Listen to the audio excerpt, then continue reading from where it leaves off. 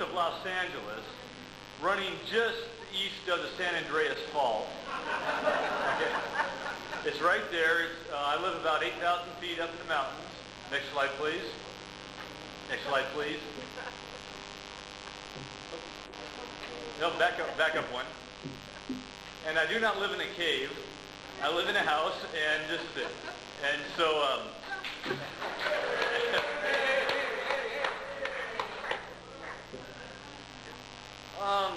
tonight, or this afternoon, we're speaking of Franz Ringer. I did an article in Prosit on Franz Ringer about 1.5 years ago. And since then, I wondered, why did I write this article? Because since then, the prices of the steins have almost tripled.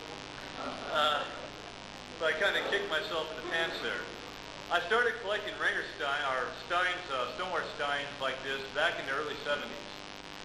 I noticed signatures and things like that, but I didn't pay much attention to them. After I got about 6 of these steins, they all had the same signature, and they had a lot of the same traits. So I started asking, does anybody know who this signature of FR is?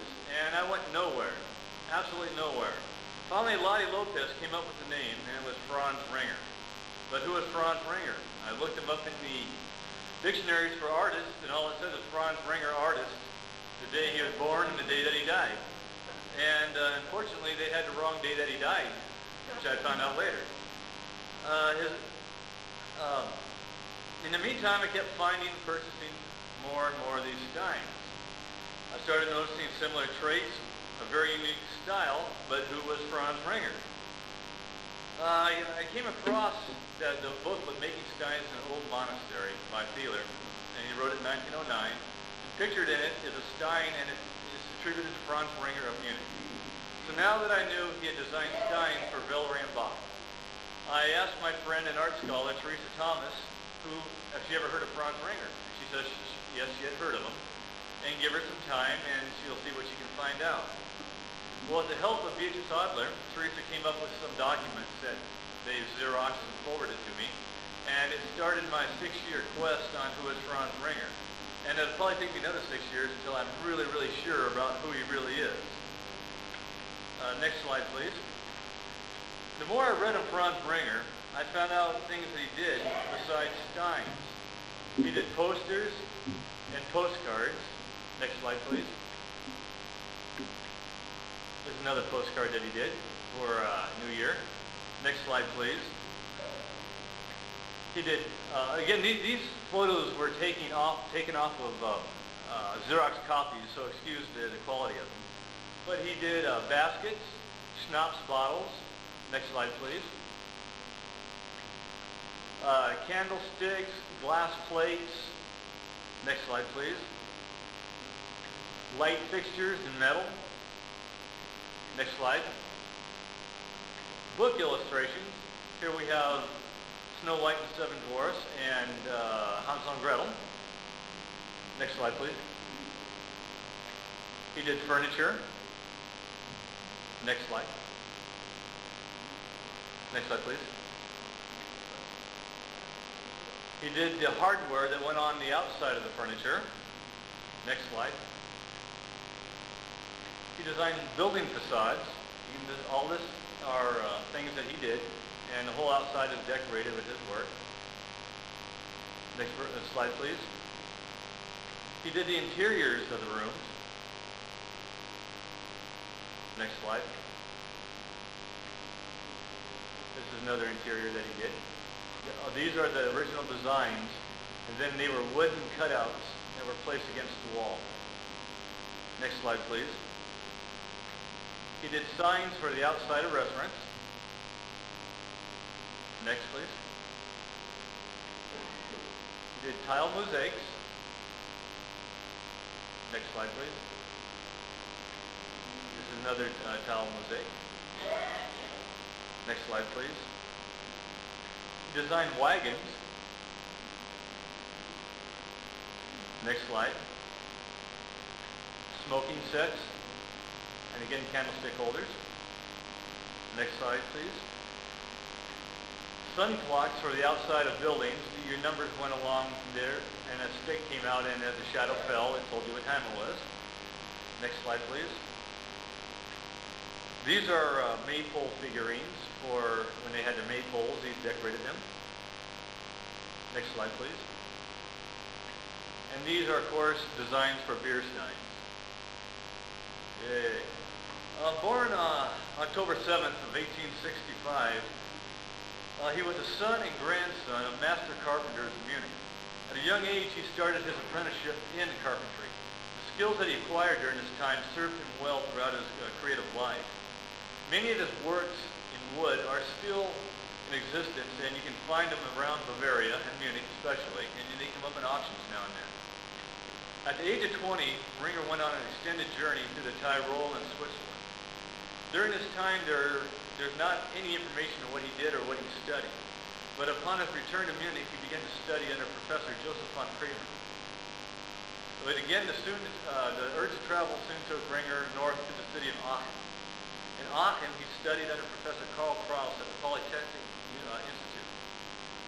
While in northern Germany, Ringer visited the Netherlands, where he developed a great liking for the people and their style. He would often depict these people and their manner of dress in many of his works. Next slide, please. Here are some of the designs of people in the style of the Netherlands. Next, please. And again, we see the distinct style here. He's smoking a clay pipe that was very distinctive for the Netherlands. When he returned to Munich again, he again studied under his mentor, Professor Kramer. Professor Kramer had the greatest influence in Ringer's style. Ringer's oldest independent works are from this period, which is 1892 to 1894. They are small plaster of Paris relief scenes of everyday people. Next slide, please. Next slide, please. Again, these are all the plaster of Paris relief things. And next slide, please. And this is one from my collection. It's very, very fragile. It's about 4.5 inches wide by 10 inches high. And it's very, very distinctive of Ringer's work. Okay, next slide, please. Okay. Franz Ringer, almost all of his works are signed, but when they're not, there's certain distinct things to look for. He drew hands in a very unique way. The middle two fingers are 98% of the time they're together with the index and the little finger pointed out. So a very good example here. And again, on her hand here, here's the fingers, the two together, and the spread one. He also drew shoes, very simple shoes always. He never went very ornate in shoes. Okay, one more, Matt.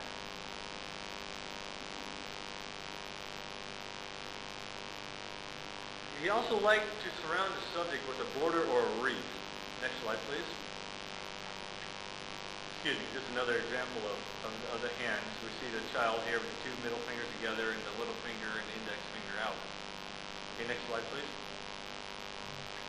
Okay, he loved to surround his figures with a cartouche or a wreath of some kind. Next slide, please.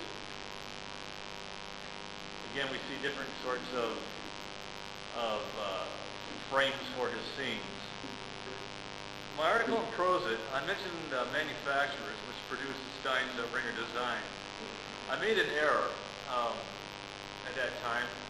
I just looked at the bottom of the steins and presumed that they manufactured the fully decorated stein. I've since learned that the majority of these steins were in fact designed by the enhancement factories in Munich, such as Martin Paulsen, Bruno Tannhauser, Riedemann, Lichtiger.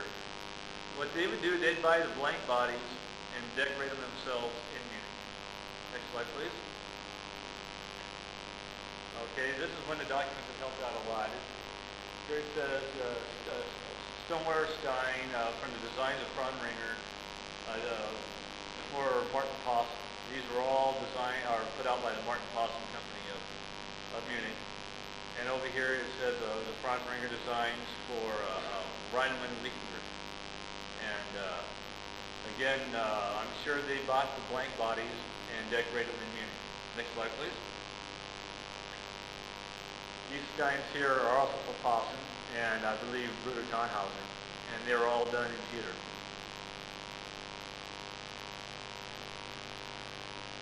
After the transfer was applied, they were enameled and just touched up real nice. Next slide, please. Here are two steins of the same transfer. One's a 1 liter and one's a ½ liter.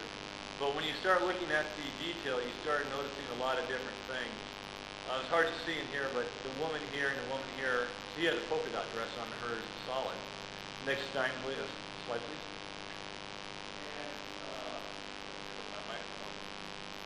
The gentleman here has 3 buttons. He only has 2. And this gentleman here, who is buying a beer from the barmaid, over here there's no barmaid or no steins. It's just when they touched it up and they were enhancing the stein, that was left out. And of course they both bear the signature FR.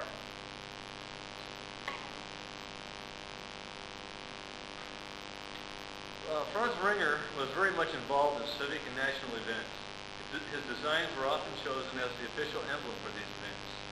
Because the steins, the steins for these official events always had a date on them, and that helps us a great deal when we're trying to figure out just what years he did his greatest art and his most prolific work. Next slide, please. The earliest stein that I have found that is dated is the one on the left, and it was from 1903. It's from the 15th, it's from the 44th Grand Assembly of the Society of German Engineers in Munich. Again, it's dated 1903. All the paperwork I've found says he didn't start designing steins until about 1900. So this fits right in. And it's one of the few steins you'll ever find where he doesn't have a border or a cartouche of some kind around his subject. The center stein is from the Deutsch, I'm lost again here. It's from a Master Brewers Convention of 1909. And the one on the right is from the 8 Deutsches Songer Bundesfest in Nuremberg of July 27th, 31st, 1912. Next slide, please. The stein here on the left is from the there goes my German again, Deutsches Bundeshessen of 1906. Likewise is the middle stein, and then the one on the right is from the Hamburg Deutsches Bundeshessen. Jack mentioned that right? Oh, got close enough. Shooting Festival of 1909. The steins, the stein on the right and the stein in the middle are from the same event, although they're very different. Next slide, please. Okay, here they are again. They're both from the 1906 Deutsches Shooting Festival. But the difference is, it seems that Ringer would submit several designs to the companies, and they would decide which one would be the official fest crew. Next slide, please. It says here, official fest crew, and then the names in Bruder Tannhauser Munich. And this one just bears the mark of Bruder Tannhauser Munich. So the one on the right was sold as the official stein, and then these were just sold if you like them better. Next slide, please. These are a couple more commemorative steins that he did. The one on the left is for the Deutsches Turnfest of 1908 in Frankfurt. And the one on the right is from the Deutsches Turnfest of 1912 in Leipzig. 1913, thank you. Next slide, please. These are different variations of the same decoration on smallest stein, ceramic beaker, glass beaker, and again the stoneware stein. And they all are marked with official beaker, and official fest crew. Next slide, please. And they were evidently sponsored by Snellenberg's Kaiser magazine in Frankfurt. So I guess back at the turn of the century, they also had official sponsors for their athletic events, much as we have. Next slide, please. These are some of the steins that Franz Ringer designed for the Villeray and Bach Company. Again, we see the cartouche or the wreath around it. Next slide, please. This is one of the few steins you see that he decorated that the design actually goes almost all the way around the stein. His style was somewhat hard to describe. Some people call him a human still artist, which he wasn't. And he really was a little bit late for the Biedermeier period, so we call Professor Schmall gave me the name New Biedermeier. Again, the people are dressed in very Dutch costumes, but the stein has the shape of the Jugendstil period, so it's kind of a contradiction in itself. Next slide, please.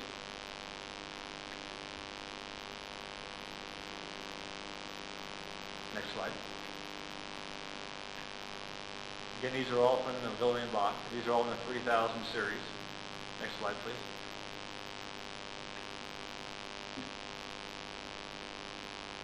Next slide, please.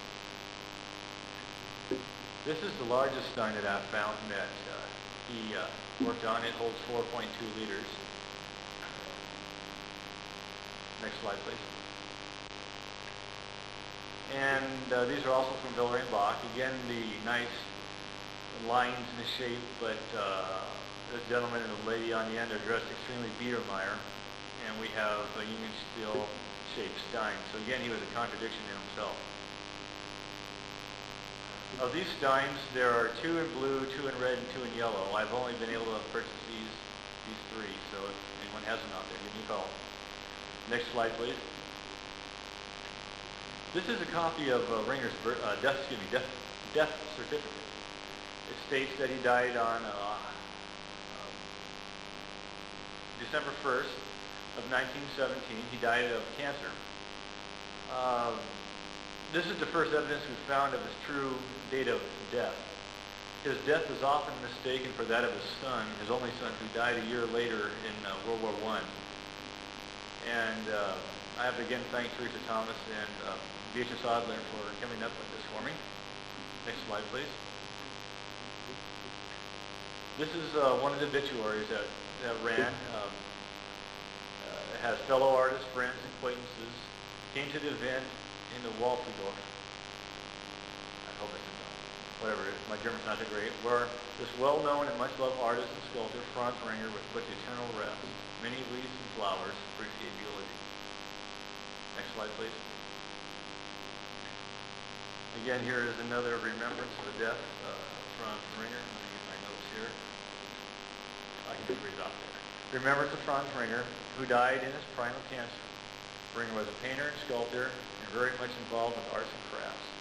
His original designs are found on hundreds of Munich beer steins, target discs, and delightful figurines, small figures full of humor and good cheer. Founding the German, there goes out of focus. Can you focus, please?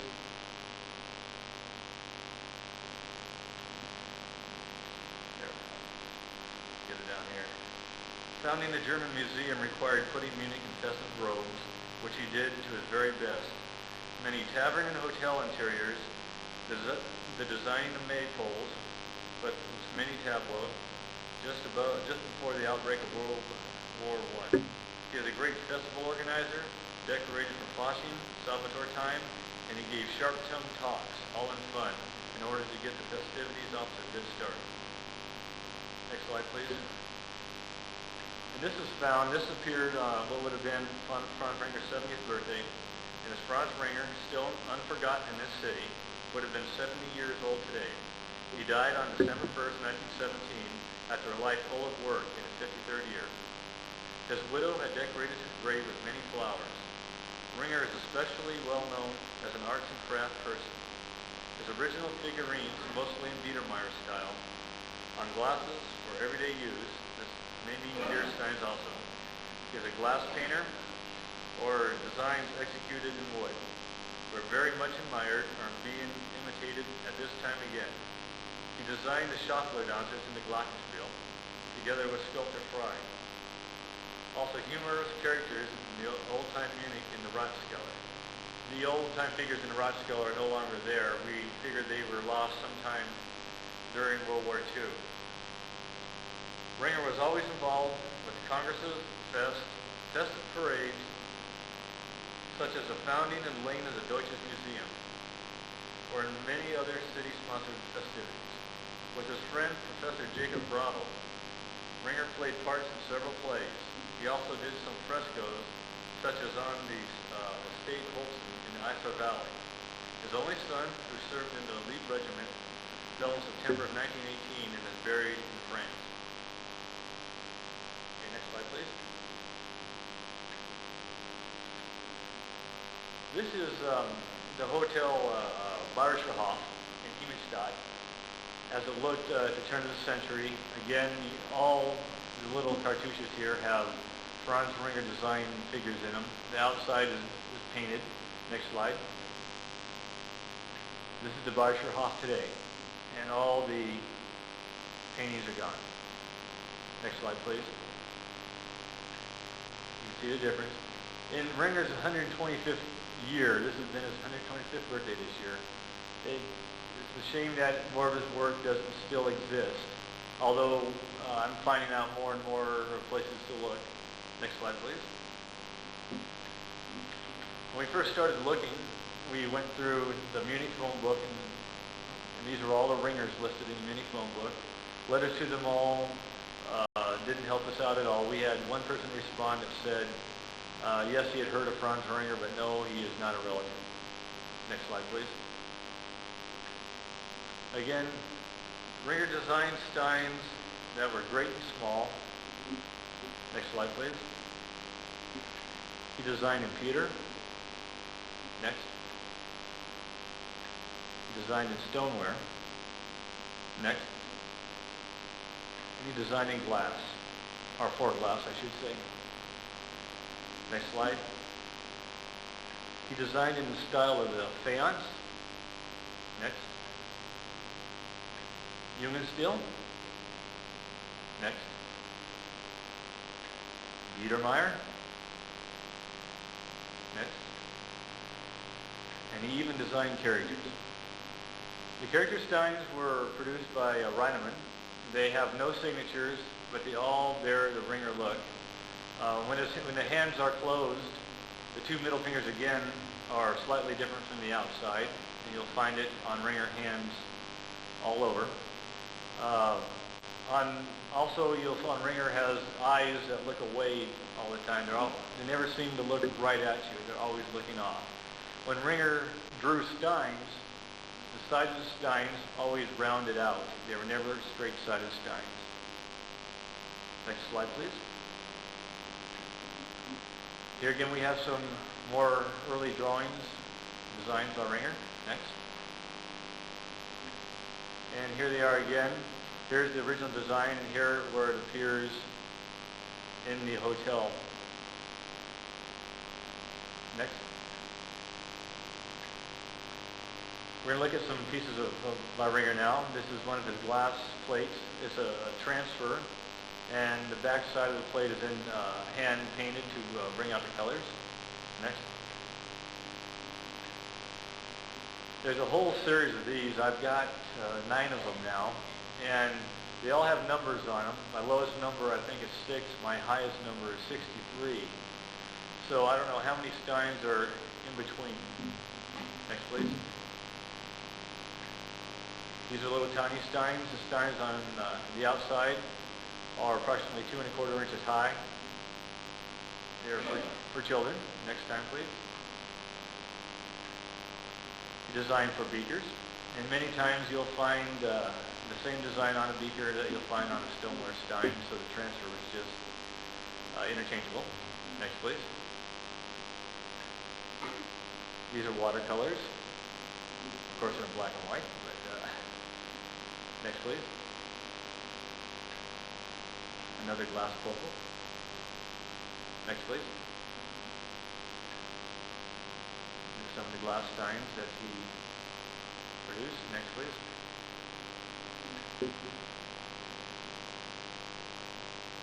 Next. These are glass with pewter rims, and much like stained glass, only they're getting the transfers for the outline. In the back of the glass is hand colored. Oh, the one in the middle is 4 inches wide and 12 1/2 inches tall. and the other ones are approximately 4 by 8. Next slide, please. These are 2 unsigned ringer pieces, but when I was doing the research, I found photos of both in catalogs, so I was able to confirm that they were Franz ringers, and they have the distinctive zoom wall thumb lift that I've only found on his pieces. Next piece. Some steins from Munich, a Gusshaus from Munich, and 2 steins from the Hofbräuhaus. Next slide, please. This is one of the few times you'll see the fingers not the way they normally are. And it's a man with a mask over his mouth, and it says, "Ich sage nicht mehr," I say no more. Yes, it's signed in the rear. Next, please. Some more steins, one for the German-Austrian alliance, a Schützenfest stein, and just a regular old guy drinking a beer. Next, please. This is my favorite stein, and I'll just show this one side of it. It breaks down to, I always love myself a cool, fresh beer. Next, please. Okay, that's the last slide. Now, with Franz Ringer, he was a man who didn't fit any one mold. He designed in all styles, and from what we've read, Ringer was involved in many civic events. Again, his steins were used for many official city and state events. He designed several official steins for the Oktoberfest. For the Oktoberfest 100-year anniversary, there's 3 different versions of it. Again, I wish I knew Franz Ringer. I like to think that every time we talk of Ringer or look at his steins, that wherever he is, he realizes that his work was appreciated. He doesn't get the notoriety of the Schlitz or the Riemerschnitz, but in his own right, he was every bit as creative. I wish I would have known Franz Ringer. I think I would have liked him for his activities. He seemed to be involved in everything. And if anybody has any questions on Franz Ringer, I'll always, feel free to ask me. I know a lot, but there's so much more I don't know. So if I've missed anything, also come tell me, because we're all learning. And are there any questions? Yes, Pat.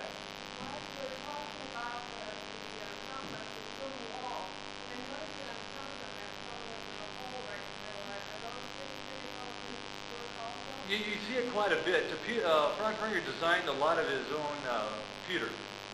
And living in Munich and working with the enhancement factories, he had an advantage over having the lids put on up in the vessel hall. I have noticed it a lot. You'll see some of the round thumb lists, but they're oval, and those are not Ringer. I've just found that they are not Ringer. But again, the finishing enhancement factories could use them for anything they wanted. But yes, it's a distinct Ringer sign, but it doesn't always make it a Ringer. Any other questions? Terry.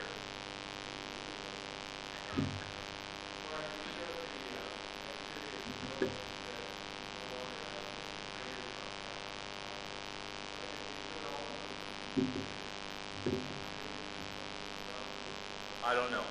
My next trip is to spend some time in Bavaria and follow the leads that I have. Hopefully I'll be able to find more information on Franz Ringer and his works. It's so frustrating that with all the great artists of Germany, that so much is lost during the 2 world wars, and we may never get to see a lot of their work, only in pictures and catalogs.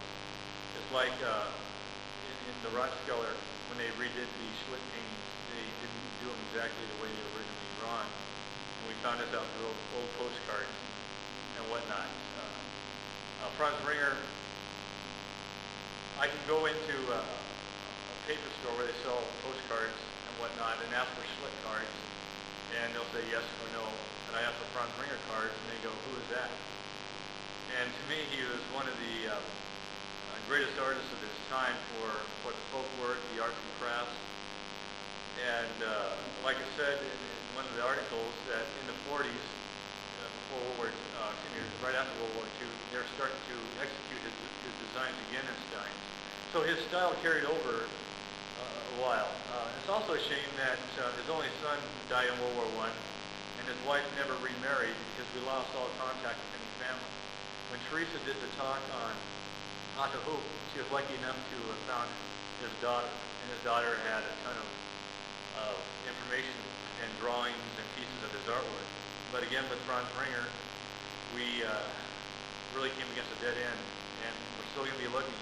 And I know Professor Small worked for years on Heinrich Schlitt and eventually found some great information, and hopefully we'll get some more on Franz Ringer. His steins are becoming extremely popular, and you can all stop buying them now, okay? It's, so what can I say? He's my favorite artist, and I loved his work before I knew who he was. Thank you.